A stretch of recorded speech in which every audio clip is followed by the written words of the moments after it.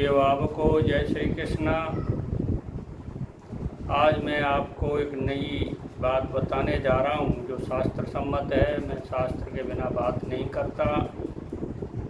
कालिदास राजा भोज के दरबारी कवि थे।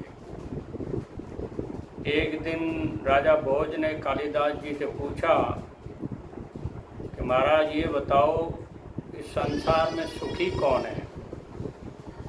तो कालिदास जी के ऊपर सरस्वती की कृपा थी, वो तुरंत ही श्लोक बना देते थे।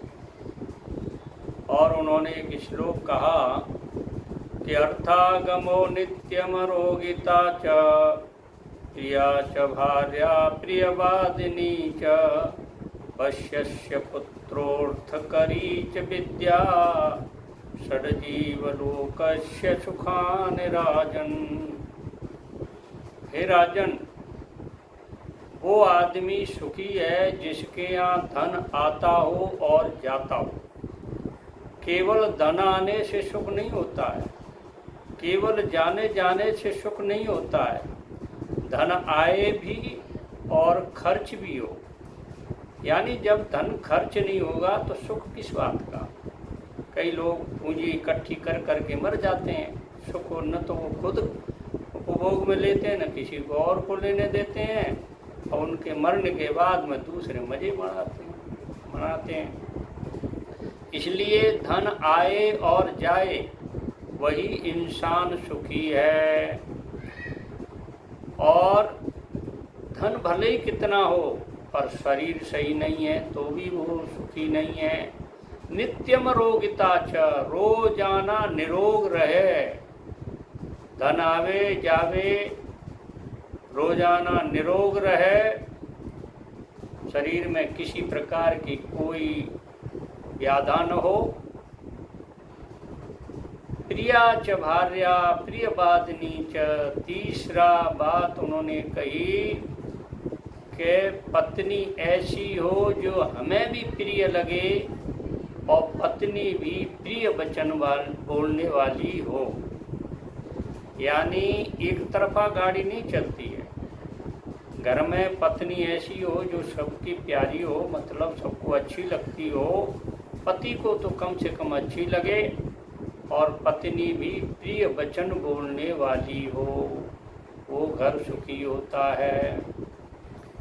तो पहला धन का हुआ आना जाना, दूसरा निरोग रहना, तीसरा पत्नी प्रिय और प्रिय वचन बोलने वाली हो, चौथा है पुत्र ऐसा हो जो आज्ञाकारी हो, वश में हो, आज्ञा का पालन करता हो, ऐसा पुत्र हो, वह घर सुखी है। छठी बात, अर्थ करी च विद्या। हमारे पास विद्या ऐसी होनी चाहिए जो धन कमाए। मतलब बिना विद्या के आदमी, मैंने कल भी बताया था, बिना विद्या के आदमी पशु के समान है।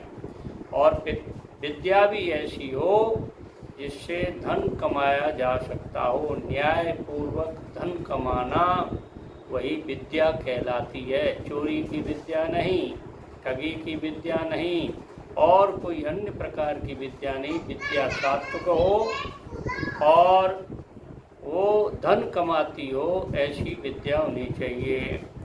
ये 6 चीज़ें जिनके घर में होती हैं, हे राजन, वो लोग सुखी हैं।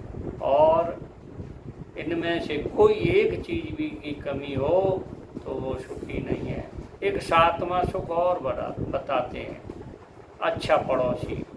अब बड़े बड़े शहरों में पड़ोसी को कोई जानता ही नहीं है, इसलिए 6 सुख ही माने गए हैं।